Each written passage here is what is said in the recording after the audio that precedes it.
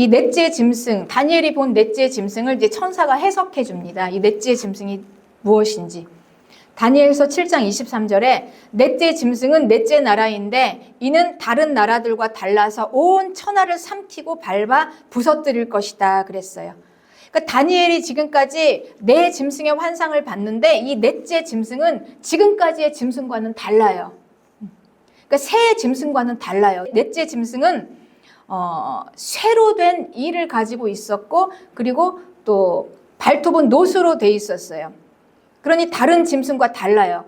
지금까지 다니엘이 본 새 짐승은 그냥 짐승이었는데 마지막 넷째 짐승은 인공적으로 창조된, 그러니까 쇠가 들어가고 노시 들어간 인공적으로 창조된 인공적인 창조물이었습니다.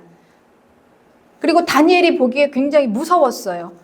짐승의 모습이 아니라 쇠로 된 이런 동물이었어요. 그러니 뭔가 인공적인 창조물인데 얼마나 강한지 먹고 부서뜨리고 그 나머지는 다 발로 밟아버려요. 그렇습니다. 그런데 이 넷째 짐승이 왜 중요할까? 넷째 짐승이 왜 다니엘의 넷째 짐승, 그리고 왜 넷째 짐승을 특별히 다루었을까요? 지금까지 이 세 짐승은 그냥 지나간 나라들입니다. 제국들이에요. 나라, 세상 나라들. 그런데 네 번째 짐승은 아직 오지 않은 나라입니다. 그리고 이 넷째 짐승은 우리 교회들에게 굉장히 중요해요. 하나님께서는 이 교회들이 반드시 알아야 하기 때문에 이 넷째 짐승에 관해서 계시를 너무나 정확하게 아주 자세하게 우리에게 주셨습니다. 그건 반드시 교회는 이 넷째 짐승을 알아라. 반드시 알아야만 한다라는 말씀입니다. 그래서 우리는 이 넷째 짐승 우리가 이 말씀으로 나누기는 좀 난해하고 어렵고 좀 팍팍하지만 그래도 우리는 반드시 이걸 알아야 하기 때문에 오늘 그래도 함께 나누기를 원합니다. 이 넷째 짐승에 대해서는 요한계시록 13장에 아주 자세하게 나와 있습니다. 요한이 이 넷째 짐승에 관한 계시를 봤어요. 그러니까 이 성경은 성경으로 해석을 해야 가장 정확합니다. 이 넷째 짐승, 다니엘이 본 넷째 짐승에 대해서 요한계시록 13장 요한이 본 넷째 짐승을 우리가 한번 살펴보겠습니다. 요한계시록 13장 1절에 내가 보니 바다에서 한 짐승이 나오는데 뿔이 10이다 그랬어요. 그리고 머리가 7이다. 바다에서 나오는 짐승. 근데 그 뿔에는 10왕관이 있고 그 머리들에는 신성 모독하는 이름들이 있더라. 2절 내가 본 짐승은 표범하고 비슷하고 그 발은 곰의 발 같고 그 입은 사자입 같은데 용이 자기의 능력과 보좌와 큰 권세를 그에게 주었더라. 그러니 요한이 본 이 넷째 짐승은 지금 바다에서 나오고 있는 다니엘이 본 네 짐승하고 같은 지금 환상인데 이 마지막 넷째 짐승이 나오는 모습이에요. 그러니 이 바다에서 뭐가 나오냐? 마지막 제국이 나오는 것입니다. 마지막 제국이 나와요. 그런데 이 마지막 제국은 지금까지 있었던 이 세상 역사 속에 있었던 제국들을 다, 그 성격들을 다 가지고 있는 그 나라예요. 그런데 그 나라에는 10뿔이 있었는데 거기에는 신성 모독하는 이름, 하나님을 모독하는 이름들이 있었다 그랬죠. 그리고 용이, 마귀가 자기의 권세, 능력, 보좌까지 큰 권세를 다 그 마지막 제국에게 주었다 그랬어요. 그러면 이제 우리는 이 말씀에서 이제 마지막 때에 이제 베일이 벗겨지는 거예요. 세상 나라 제국의 정체가 드러나는 것입니다. 그 제국은 무엇인가? 하나님을 대적하는 마귀가 권세를 준, 마귀의 큰 보좌까지 내어준. 그러니 이게 무엇입니까? 우리가 이 세상에서 살아가는, 이 세상 제국에서 살아가는 것 자체는 바로 영적 전쟁이다. 인생은 영적 전쟁이다라는 걸 우리는 알아야 합니다. 그리고 마지막 제국을 왜 이렇게 자세하게 설명할까요? 하나님 나라와 이 마지막 제국의 역사에 꼭 필요한 부분이기 때문에 우리에게 꼭 알려주시길 원하는 겁니다. 왜냐하면 영적 전쟁이니까. 영적 전쟁은 교회가 알아야 하는 것입니다. 그러니 이 마지막 제국 오는 이 세상은 교회가 반드시 알고 있어야 돼요. 어떤 형태로 오게 될 것인가를. 영적 전쟁이니까. 그야말로 영적 전쟁 아닙니까? 마귀와의 싸움이에요. 성도들, 그 대상은 바로 성도들입니다. 그래서 이 다니엘서와 요한계시록을 통해서 이 마지막 제국을 하나님께서는 우리에게 계시를 해주셨어요. 교회들에게 주신 계시예요. 교회들에게 이 계시를 주셔서 교회는 반드시 알아라. 어떻게 분별해야 하는가, 어떻게 준비해야 하는가. 영적 전쟁이다. 그냥 대충 흘러가는 대로 살면 안 된다는 거예요. 그래서 우리가 그냥 죽기 살기로 왜 인생을 영적 전쟁이기 때문에 내가 왜 이렇게 피곤하게 살아야 되고 공고하게 살아야 되나? 내가 그냥 하고 싶은 대로 편하게 살면 되는데 왜 이렇게 살아야 되나? 영적 전쟁이다라는 것입니다. 다니엘이 본 이 마지막 짐승, 넷째 짐승에게는 10뿔이 있었습니다. 다니엘서 7장 24절에 그 10뿔을 이렇게 해석합니다. 짐승의 10뿔은 그 나라에서 일어날 10왕이다 그랬어요. 그러니까 마지막 제국에는 10왕으로 구성되어 있는 연합국가예요. 그러니까 마지막 제국은 세계 제국입니다. 연합국가입니다. 왕이 10이에요. 하나의 제국이에요. 세계 제국의 연합국가.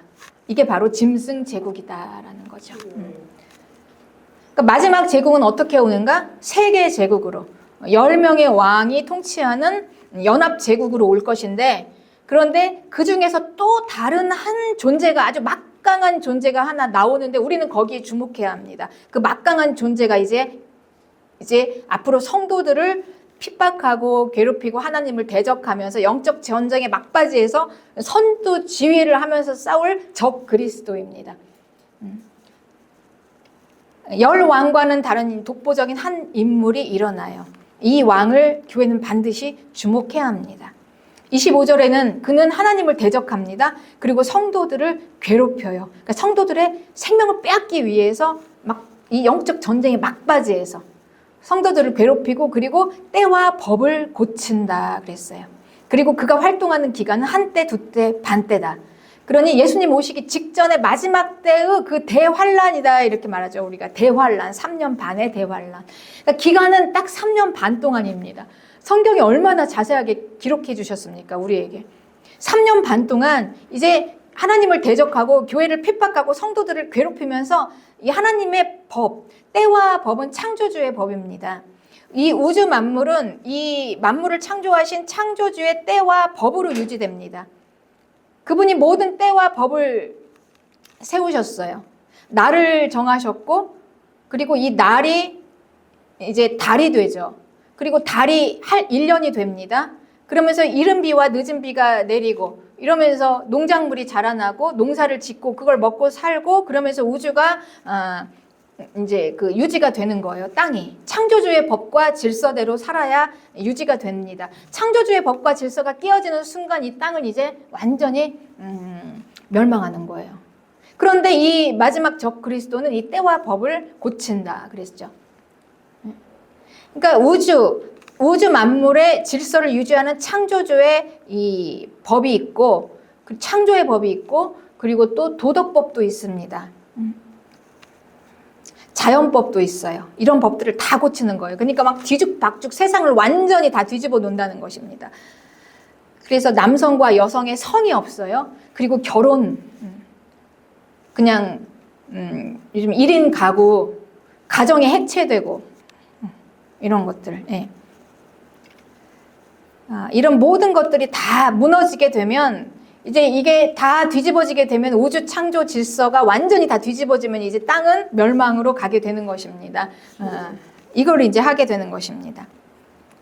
그래서 이 인공지능, 사람을 창조하는 거, 그리고 차별금지법, 동성애, 이런 것들이 여러분, 이게 정상적인 게 아니라는 거예요. 이게 지금 때와 법을 고쳐서 창조주의 우주 질서, 이거를 완전히 뒤집어서 땅을 멸망하게 하는 이 지금 사건인 거죠.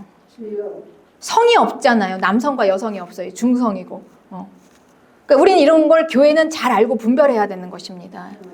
지금 이건 정상이 아니다. 이거 지금 때와 법을 고치고 있는데 이제 앞으로는 더 심해지게 될 것이다. 그래서 사람까지, 인간을 창조하는 것까지도 사람이 하는, 그렇습니다. 창조주의 영역을 완전히 넘어서 그 뇌를 사람이 만들어요. 인간의. 네. 그렇게 되었습니다. 그러니 이제 이게 마지막 때입니다. 마지막 때. 그래서 이 깨어난 사람들은 마지막 때를 준비해요. 이 마지막 때가 지금 이렇게 되어져 가는 거를 보니 이 마지막 때가 뭔가 예사롭지 않아요. 그들도 그건 알고 있습니다. 깨어난 세상 사람들도. 그들은 이 마지막 때 세상에서 어떻게 살아갈까, 어떻게 하면 잘 살까를 연구하는데 우리는 이 마지막 때를 분별해야 되는 이유는, 교회는 더 분별해야 되는 이유는 죽느냐 사느냐의 문제예요. 우리는 과연 내 생명을 지킬 수 있을 것인가, 아니면 멸망으로 가서 지옥으로 가게 될 것인가, 죽음으로 가게 될 것인가, 죽느냐 사느냐의 문제입니다. 다니엘이 본 마지막 짐승은 제국의 모습입니다. 다니엘서 7장 19절에 그것은 모든 짐승과 달랐다 그랬어요. 그러니까 짐승이 아니라는 거예요.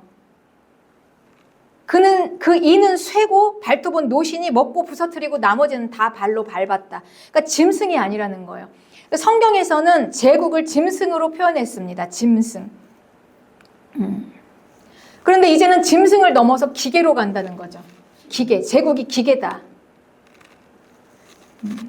짐승은 영혼이 없습니다. 영혼이라는 것은 우리가 생각하고 깨달아서 발견해서 하나님을 찾아내는 거예요. 그래서 생명까지 가는 거예요. 짐승은 그게 없어요. 그래서 제국은 그게 없기 때문에 짐승으로 표현을 했습니다. 그런데 하나 더 나아가서 마지막 제국은 그 짐승하고는 달랐다. 쇠다. 그러니 뭡니까? 마지막은 기계다. 그러니 그냥 영혼도 없고 마음도 없는 그냥 쇠 덩어리야. 그죠? 육체도 아니에요. 쇠 덩어리예요. 그래서 심히 무서웠다. 그렇습니다. 지금 이 시대를 우리가 보면서 다니엘의 계시와 함께 이 마지막 제국을 우리가 분별할 수 있습니다. 마지막 제국은 어떤 형태로 올 것인가? 사람이 지금 뇌를 만들어서 사람의 손으로 인공지능을 만들어서 마지막 때는 인공지능의 로봇의 시대, 이 정도는 우리가 분별할 수 있잖아요. 네, 그렇습니다. 그러니까 사람까지 창조하는 거예요. 사람의 뇌까지 사람의 손으로 창조합니다. 그런데 보통 피조물보다는 만든 창조자가 더 훨씬 우위에 있어요. 그러니까 우리가 뭔가를 만들 때 그 만든 것보다는 만든 사람이 더 위에 있다는 거예요. 그런데 이 인공지능은 만들어냈는데 사람을 능가해요. 지능이. 그래서 사람을 능가해버립니다. 그래서 이 인공지능이 스스로 자기들보다 못한 사람을 치워내버려요. 그리고 이제 자기들이 막 그거를 발전해 나가는 거예요. 그래서 이 시대와 이 세계 제국을, 그리고 세상을, 사람을 치워버리고 자기들보다 못한 사람을 치워버리고 사람이 만들어서 사람보다 탁월하고 뛰어난 인공지능들이 쫙 세상을 이제 움직이면서 발전해 나가는 이때가 지금 이 마지막 제국입니다. 그거를 사람들은 특이점이라고 합니다. 특이점. 그런데 이 특이점이 앞으로 5년 안에 올 것이다. 이렇게 이제 다들 이야기하고 있어요. 그럼 이제 우리는 여기에서 심각하게 생각해 봐야 돼요. 사람을 능가하는 기계가 사람을 치워버리고 그냥 쫙 자기들 그 기계들이 발전을 해가는 거예요. 이 세상을. 그럼 이 세상은 어떻게 될 것인가? 이거를 이제 한번 우리는 심각하게 생각을 해봐야 하는 것입니다. 그런데 성경은 지금 뭐라고 하고 있습니다. 그게 마귀가 준 권세다. 그러니까 세상은 그걸 가지고 자기들 나름대로 깨닫고 또 어떻게 대처해야 될까 이렇게 생각하지만 우리는 이걸 영적 전쟁으로 봐야 합니다. 마귀다. 마귀가 지금 권세를 준.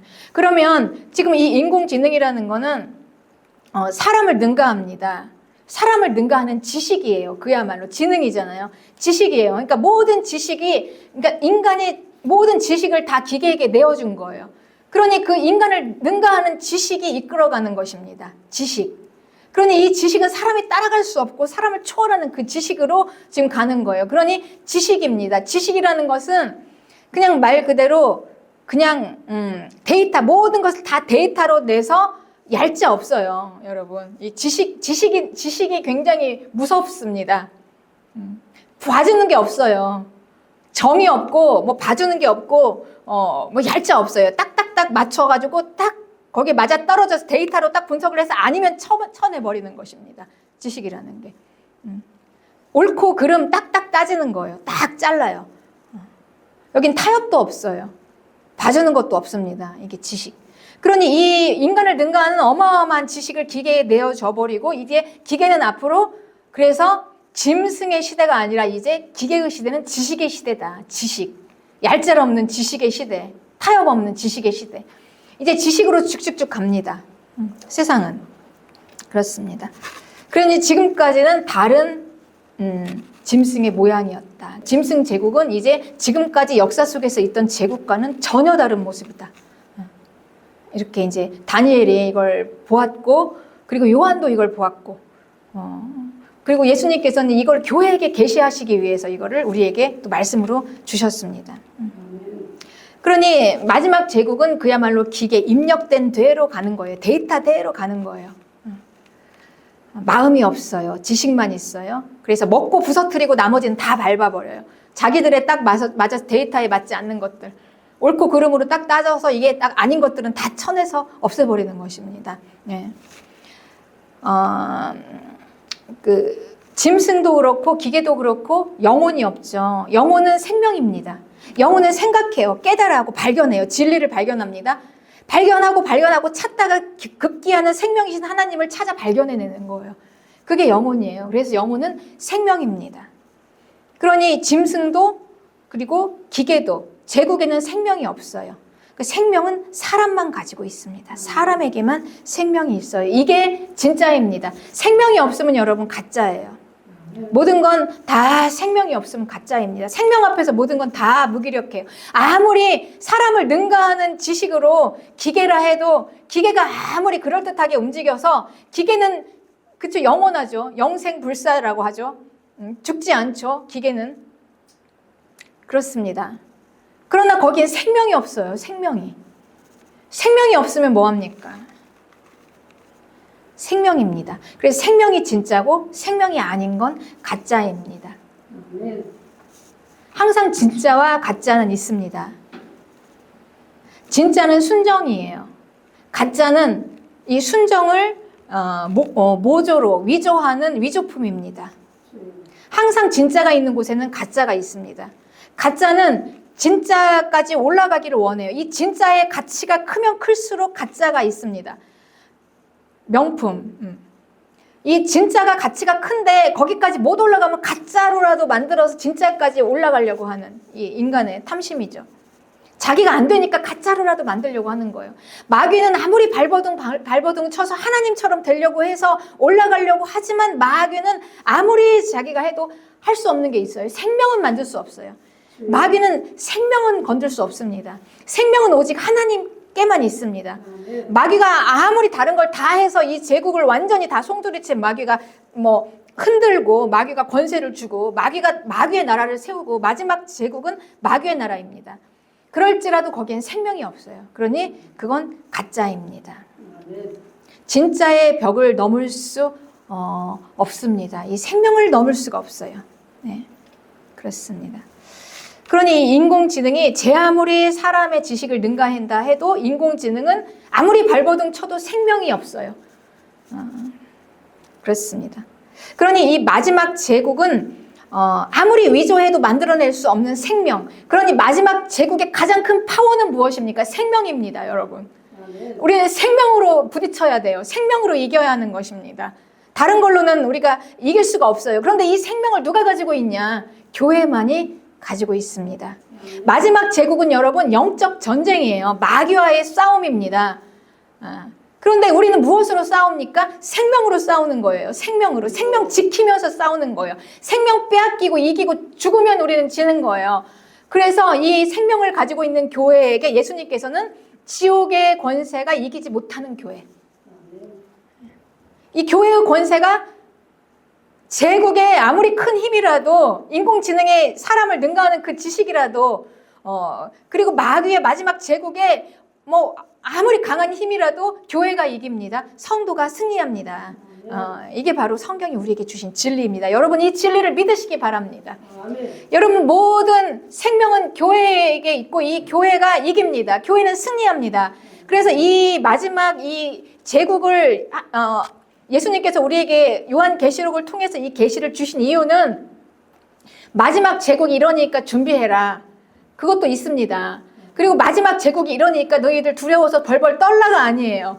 마지막 제국은 이런 식으로 오니까 너희들이 준비해라로 있지만 거기서 끝이는 게 아니에요. 이 요한계시록의 핵심 주제는 교회는 반드시 승리한다. 교회는 승리했다. 교회는 승리하니 승리하는 곳으로 들어와라. 교회로 들어와라. 승리해라. 승리해라. 승리한 성도들입니다. 그리고 승리한 교회. 이미 승리했다. 이걸 우리에게 보여주시는 것입니다. 그러니 여러분, 우리는 승리한 교회를 붙잡고 이제 우리 예수님께서 주시는 이 계시를 우리는 함께 나누는 것입니다. 그렇습니다. 마귀의 목적은요, 자기가 할 수 없는 것, 아무리 자기가 진짜를 넘어서서 위조를 하고 모조를 해서 그냥 가짜로 만들어서 그럴듯하게 그냥 1급 명품처럼 똑같아요. 그냥 능가해요. 그리고 가짜들은 여러분 더 진짜보다 더 진짜 같습니다. 왜냐하면 잘해야 하니까, 진짜처럼 보여야 하니까 더 힘을 쓰는 거예요. 그래서 마귀는 세상에서 행복을 줄 수 있고, 마귀는 가장 강력한 힘인 것 같고, 마귀를 붙잡으면 세상 제국에서 잘 살면 인간이 가장 성공한 거다라고 이렇게 우리를 속이는 것입니다. 가짜로. 그런데 마귀가 할 수 없는 게 있어요. 마귀가 아무리 그렇게 힘을 쓸지라도 이 생명에는 도달하지 못해요. 생명까지는 못해요. 이 생명은 어쩔 수가 없어요. 그러니 마귀는 어떻게 합니까? 이 생명을 빼앗는 것입니다. 빼앗는 거예요. 약탈하고 빼앗고 부서뜨리고 죽이는 거예요. 죽이고 멸망시키는 자. 그가 바로 마귀입니다. 생명을 빼앗는 거예요. 네. 그런데 이 생명을 가지고 있는, 이 온 세상에 생명을 가지고 있는 자는 오직 성도입니다. 사람 중에서도 성도만이 생명을 가지고 있어요. 사람은 영혼을 가지고 있는데 그 영혼을 써서 생각하고 깨닫고 고민하고 찾고 찾다가 그 생명을 붙잡고 발견해서 생명을 딱 받는 게 성도예요. 사람이라도 영혼이 있어도 이 생명을 받지 못하면 그는 생명을 가진 자가 아닙니다.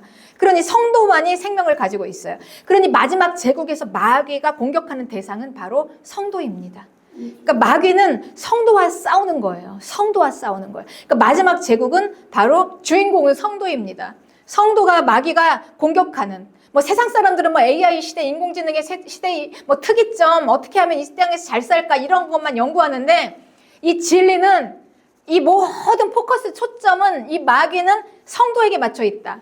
그들의 생명을 빼앗으려는 거다. 이게 목적이 분명합니다. 그러니 주인공은 누구냐? 교회. 그러나 그 교회는 승리한다. 그래서 이 요한계시록의 이미 결론부터 얘기하자면 요한계시록의 주인공은 승리한 교회입니다. 생명 가진 교회. 그러니 생명을 반드시 붙잡아야 한다. 생명을 빼앗기지 말아야 한다. 그렇습니다. 생명이 있는 자는 그 안에 하나님의 말씀이 있어요. 하나님의 말씀이 생명이에요. 그러니 이 성도의 생명을 지키는 것은 하나님의 말씀으로 지키는 것입니다. 하나님의 말씀을 붙잡고 말씀에 순종하고 말씀을 넣어서 지키는 거예요. 그런데 여러분, AI가 이 부분을 어떻게 침공하냐? AI가 설교를 씁니다. 하나님의 말씀을 가지고 AI가 설교를 작성을 하는데 어마어마해요. 왜냐? 모든 지식을 다 넘겨줬거든요. 사람이 AI에게. 지식을 넘겨받아서 이 하나님의 말씀 성경을 지식으로, 사람을 능가하는 지식으로 그냥 막 설교를 써대는 거예요. 그러면 그 AI가 쓴 설교가 얼마나 이 사람의 지식으로 보면 얼마나 깊고 얼마나 오묘하고 그냥 따라갈 수가 없죠. 사람이 하는 설교를. 그렇게 이제 AI가 설교를 쓰는 것입니다. 그리고 설득합니다. 아주 설득력 있게 설득해요. 성도들에게. 짐승을 경배하라. 짐승을 경배하라. 네. 짐승의 우상을 경배하라. 얼마나 그 지식을 써서 설득력 있게 설득하겠습니까? 그래서 이 마지막 때는 거짓 선지자가 나옵니다. 마지막 때는 이 특별한 적 그리스도와 함께 등장하는 인물이 거짓 선지자예요. 거짓 선지자. 이 거짓 선지자는 거짓 선지자의 원뜻은 푸시도 프로페테스, 원어로. 그러니까 성경에 나와 있는 모든 거짓 선지자는 이 한 뜻이에요. 위장한 예언자들, 종교적인 사기꾼. 그러니 마지막 때 이 적 그리스도와 함께 등장하는 거짓 선지자는 종교적인 인물입니다. 그 종교적인 인물이 아주 설득력 있게 사람들을 설득해서 짐승을 경배하도록 하는 것입니다. 이게 이제 마지막 때 일어나는 거예요. 그럼 성도들은 어떻게 분별할까요?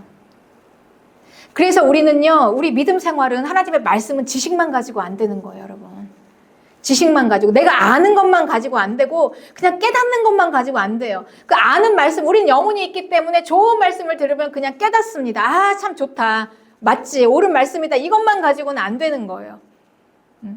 아, 좋다, 정말 맞다 하다가 이제 짐승을 경배하게 되는 것입니다. 마귀를 경배하게 되는 것입니다. 그러니 신앙생활은 지식만 가지고 안 돼요. 무엇입니까? 생명이에요. 생명. 내 안에 생명이 있나? 내 안에 생명이신 예수 그리스도, 그분이 내 안에 있고 하나님의 말씀이 내 안에 있고 성령님이 내 안에 계시나? 그래서 그 말씀에 순종할 수 있게 되는가? 이게 생명입니다, 여러분. 생명은 말씀에 순종하는 거예요. 그 말씀이 그냥 내 안에 있는 것만 가지고는 안 돼요. 이건 지식입니다. 지식을 가지고 있습니다. 그러나 이 지식이 생명이 되게 하기 위해서는 우리가 말씀이 되어야 하는 거예요. 내가 하나님의 말씀이 되어야 해요. 내가 하나님의 말씀과 일체가 돼서 하나가 되려면 그 말씀을 행해야 하는 것입니다. 순종 없이는 죽었다 깨나도 안 돼요. 그런데 이 순종은 어떻게 하는 것입니까? 내 헌신 없이는 안 돼요. 내가 깨어지지 않으면 안 되는 거예요. 내가 죽기 살기로 내가 죽고 내가 깨어지고 내 것 다 버려지고 그래서 우리가 믿음 생활이라는 거는 그냥 내가 하고 싶은 대로 원하는 대로 좋은 길로 찾아가서 할 수 있는 건 절대 안 돼요, 여러분. 그러니 우리가 내가 말씀이 되기까지 내 안에 생명이 들어와서 우리는 생명 받았다 그러면 그게 끝인 줄 알고 좋아합니다. 그냥 받았다. 그런데 그 생명이 내 생명이 되어야 되잖아요. 내가 하나님의 말씀이 되려면, 내가 그 말씀에 순종하려면 지금까지 내가 있었던 모든 습관 고치고 모든 생각 다 바뀌고 죽음을 한번 통과해야 되는데, 내가 그 생명 얻기 위해서는 내가 죽어야 되는데 얼마나 처절한 고문과 같은 이 아픔과 고통을 통과해내지 않고는 그 생명을 받을 수가 없는 것입니다. 예. 그래서 오늘 하루 내가 얼마나 어떻게 살아왔느냐, 이게 이제 마지막 내가 죽느냐 사느냐의 문제인 거예요. 그러니 내 생활 습관, 그리고 내 이 생활 고치는 거, 이런 거 여러분 잔소리가 아니에요. 제가 아까 한 얘기가 이게 잔소리가 아니라 오늘 내가 여기서 내 습관 고치고 내가 그냥 여기서 그냥 쭉 빠져나와서 새롭게 새 생명으로 쭉 나오지 않으면 여러분 우리는 마지막 날 생명 얻기 힘들어요. 네, 그렇습니다. 그래서 급기야는 이 거짓 선지자는 우리에게 표를 받게 합니다. 우상을 경배하게 하고 이 종교적인 사기꾼이죠. 그러니 그리고 하나님의 말씀을 거짓으로 전하는 예언자예요. 위장한 예언자, 가짜 예언자들. 그러니 그가 이제 아주 설득력 있게, 그렇듯 아주 지적이고 이 지식적이고 아주 정말 오묘하고 정말 그냥 기가 막힌 말로 다 사람들을 다 속여서 짐승을 경배하게 하고 또 표를 받게 합니다. 그럼 거기 넘어가지 않을 사람이 없어요. 다 넘어가요. 표를 받아요. 다 넘어갑니다. 거기에는 이제 교회도 들어가고 성도도 들어가고 그렇습니다. 그래서 예수님께서는 택하신 자들, 이 때를 감하지 않으면 택하신 자들까지도 위험하다 할 정도로, 그냥 아무도 빠져나갈 수 없을 정도로 그렇게 설득력 있게, 한마디로 표를 받으면 이 표는 칩입니다. 칩. 영어로 칩이에요. 이 칩이 그냥 이렇게 받는 게 아니라 이 몸 안으로 받는 거예요. 이식이 되는 거예요. 몸 안으로 이식이 돼서 마귀의 것이 되는 것입니다. 마귀가 통제하는 마귀의 것이 되는 거예요. 완전히. 그렇습니다. 그러니 이제 우리가 표를 받고 마귀의 것이 되어버리면 더 이상은 끝인 거예요. 거기서. 그러니 표를 받지 말아라 라고 말씀하시는 것입니다. 표를 받지 않는 믿음이 되기 위해서 우리가 이제 생명을 받으려면, 오늘 여기서부터 우리가 믿음 지키지 않으면, 오늘 이 자리에서부터 내가 나를 그냥 죽이면서 그냥 팍 생명으로, 하나님의 생명으로 쭉 뻗어서 나오지 않으면 이때 표를 누가 안 받겠습니까? 여러분, 누가 장담할 수 있겠습니까? 생명이 있어야 돼요, 내 안에. 내 안에 생명 빼앗기지 않고 생명 꼭 붙잡고 있으려면 내가 말씀이 되어야 합니다. 하나님의 말씀이 되어야 해요. 나는 죽고. 그렇습니다. 그래서 여러분들이 이제 이거는 경험을 해보셨겠지만 여러분 신앙생활 하실 때 여러분들이 그냥 대충 편하게 믿음 생활 해서 여러분들한테 충만했던 적은 없었을 거예요. 여러분들이. 네. 긴 고뇌의 시간을 지나고 어둠과 같은 긴 터널을 막 기도로 막 뚫어내면서 기도하고 금식하고 하면서 그 승리를 딱 붙잡은 그 순간, 그리고 내가 주를 위해서 뭔가를 해야지 하고 결단하면서 그 어려운 일들을 해냈을 때, 그때 여러분들은 아마 충만을 체험했을 겁니다. 여러분 다 공감하실 거예요. 이게 생명의 능력이에요. 그런데 그냥 내가 어느 한순간 이 설득 있게, 이 가짜에게 속아서 설득력 있게 편안하게 그냥 내가 예배 드리고 기도도 안 하고 편안하게 내가 세상에서 잘 먹고 그냥 잘 사는 거 그 길 따라가다 보면 어느 순간에 내가 영혼이 갈망하고 목마르고 배고프고 허기지고 세상적으로는 뭔가 있는 것 같은데 궁핍하고 아마 체험하셨을 거예요. 생명이니까. 내 안에 생명이 있으니까. 이 생명 지키려면 여러분 우리는 그냥 죽음을 통과해야 합니다. 한번 내가 죽어서 바싹 부서지고 깨어져야 합니다. 그리고 계속 생명 지키기 위해서는 나는 계속 없고 나는 계속 헌신. 그래서 헌신, 순종, 말씀, 기도, 예배, 여러분 이런 것들 아니고는 우리 안에 생명을 지킬 수 있는 게 없어요. 그래서 그 길이 좁고 험한 것 같지만 급기야는 그 생명을 얻어본 자들은 그게 충만이라는 걸 압니다. 그게 충만이고 이게 풍성함이구나. 그래서 우리가 좁은 길을 갈 수 있는 것입니다. 이런 경험이 없는 사람들은, 그냥 지식으로 믿는 사람들은 도대체 왜 저런 좁은 길을 가는지 이해를 못해요. 넓은 길 놔두고. 왜 그렇게 고생하고 거기서 그냥 교회를 하고 있고, 왜 그 작은 교회 나가서 그냥 사람이 없으니까, 일손이 없으니까 어떻게 해요? 다 해야지. 편하게 다니지. 그렇습니다, 여러분. 우리의 모든 생명은 좁은 길에서 나옵니다. 우리의 진짜 생명은 좁은 길에서 나와요, 여러분. 이 좁은 길을 통과하면서 내가 깨지고 생명 얻을 수가 있어요. 네. 생명은 하나님의 임재하심이에요. 내 안에서 임재하심. 내 속에 하나님이 계시는 거. 내 안에 하나님이 계십니다. 성경은 우리에게 이제 이렇게 말씀하세요. 그러나 심판이 시작되면 그는 권세를 빼앗기고 완전히 멸망한다. 그러나 심판은 시작된다. 하나님은 심판하신다. 분명히 심판의 때가 있다. 그때 나라와 권세와 온 천하 나라들의 위세가 지극히 높이신 이의 거룩한 백성에게 붙임바 되리니 그의 나라는 영원한 나라다. 모든 권세 있는 자들이 다 그를 섬기며 복종하리라. 그리고 성도들은 나라를 얻으리라. 그들의 나라를 얻으리라. 그들의 나라를 얻으리라. 이걸로 끝납니다. 다니엘의 마지막이. 성도들은. 그리고 요한계시록에서는 그렇게 얻게 되는 하나님의 나라를 우리에게 너무나 자세하게 보여주세요. 성도들의 나라. 성도들은 나라를 얻게 된다.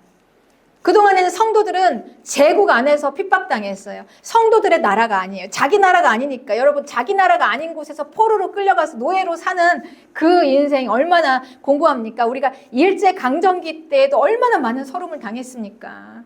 우리의 꽃다운 언니 누나 소녀들이 다 끌려가서 그 처참하게 다 어려움을 당하지 않았습니까? 그리고 지식인들 좀 쓸만한 사람들은 다 그냥 해서 공부도 못하게 그냥 다 막아버리고 그렇게 서름이 없었어요. 나라 없으면. 우리가 이 제국 안에 들어와서 자기 나라가 아닌 곳에서 성도들이 그렇게 고난을 당할지라도 결국은 급기야는 성도들이 나라를 얻게 될 것이다. 자기 나라를, 예수님의 왕국 그 나라로 들어가서 영원한 나라, 영원 성도들이 통치할 것이다. 성도들이 통치하는 나라. 네. 그래서 계시록 19장 11절에는 나라들이 쫙 그 나라가 내려오고 그 나라를 얻게 되는 장면이 나와요. 19장 11절에 그 왕의 이름은 충신이고 진리래요. 진리, 진짜.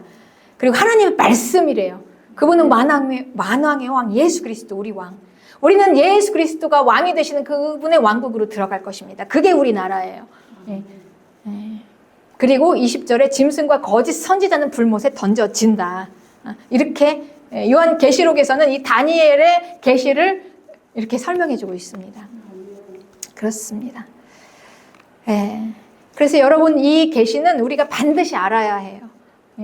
오늘 우리가 이 계시의 말씀을 이제 받았으면 우리는 오늘부터 시작하는 것입니다. 내 생명 지키는 게 여기서부터. 여기서부터. 그런데 여러분 이 생명 지키는 게 얼마나 힘들겠습니까? 여러분 이 생명 우리가 마지막 제국에서 생명 지키는 거는 다수가 가는 길이 아니에요. 많은 사람들이 가는 길이 아니에요. 다수가 우르르 쫙 몰려간다고 저게 뭐가 좋은 게 있는가 보다 하고 거기 가는 게 아니라는 거예요. 우리 가족, 부모님, 친구, 옆집, 이웃들, 나랑 친한 사람들, 이 사람들이 다 간다고 나도 그냥 몰아서 가는 길이 아니라는 거예요. 마지막 제국에서 생명 지키는 길은 여러분 소수입니다. 아주 특별하게 생명이 있는 자들 소수예요. 다수가 가는 길이 아니라 특별한 길이에요. 특별한 길. 그래서 예수님께서는 이렇게 말씀하셨습니다. 그 길은 누가복음 12장 49절에 나는 불을 땅에 던지러 왔다. 불이 그냥 한번 딱 던져서 폭발을 합니다. 그러니까 이 가짜 안에 진짜가 드러내기 위해서는 여러분 이 가짜들이 한번 쫙 깨지고 부서지고 다 그냥 막 폭발을 하고 다 막 파편들이 막 다 튀면서 폭발을 하고 진짜가 나오는 거예요. 우리가 생명 얻는 게 그렇습니까? 내 인생 가운데서 내가 생명을 얻는다는 게 그냥 쉽게 예수님이 주시면 그냥 받아서 내 안에 하나님의 생명 들어왔다, 성령 들어왔다. 이제 그러니 나는 이제 행복하게 잘 살아야지가 아니라는 거예요. 내가 이 생명 얻기까지는 폭발이 일어나야 돼요. 불이 땅에 던져져서 막 불이 확 타오르면서 파편들이 뛰고 내 인생에 그냥 개혁이 일어나고 번역이 일어나고 여기 통과되지 않으면 우리가 생명까지 갈 수 없어요. 네. 이 싸움을 우리는 싸워야 하는 것입니다. 이걸 해야 하는 거예요. 좀 더 자자, 좀 더 졸자, 좀 더 편하게 내가 하고 싶은 대로, 내가 원하는 대로 많은 사람들이 가는 그 길 이렇게 가는 게 아닙니다. 거슬러서 그냥 나를 치고 복종시켜서 힘들어도 그냥 하는 거예요. 그냥 하는 것입니다. 그래서 51절에 내가 세상에 화평을 주러 온 줄로 아느냐? 내가 너에게 이르노니 아니라 도리어 분쟁하려 함이로라 하고 하신 말씀이 부모가 자녀를, 자녀가 부모를, 이웃이 친구를, 그러니까 인간관계, 그러니까 이 가족 간의 화평도 깨질 수 있다. 진리를 지키기 위해서는. 그러니까 여러분 이 말씀을 잘 해석해야 합니다. 그렇다고 예수님 믿는다고 진리라는 게 그렇다는 거예요. 진리를 지킨다는 거는 무엇을 선택할 것이냐, 좋은 걸 선택할 것이냐, 내가 저 사람에게 좋은 사람이 되어서 저 사람 다 좋게 다 맞춰주고 비유 맞춰주면서 잘 지내다가 참 좋은 사람이다, 참 착한 사람이다 그런 평가를 받겠죠. 그렇죠? 다 채워주면 참 착하다 이런 평가를 받을 것입니다. 그러나 같이 멸망으로 갈 것이냐? 그럼에도 불구하고 거기서 단호히 돌아서서 옳은 길로 갈 것이냐? 옳은 길로 돌아서는 데는 이제 우리는 단호한 결단이 필요하면서 분리가 되고 깨어집니다. 그렇습니다. 옳은 길이라는 건 그런 것이다. 그래서 예수님께서는 말씀하시는 거예요. 착한 사람, 좋은 사람이 아니라 옳은 사람이다. 성도는 옳은 길이다. 그 길은 편하고 행복하고 넓은 길이 아니라 아주 협착하고 좁고 거칠고 사납고 막 넘어가는 길, 그런 길이다.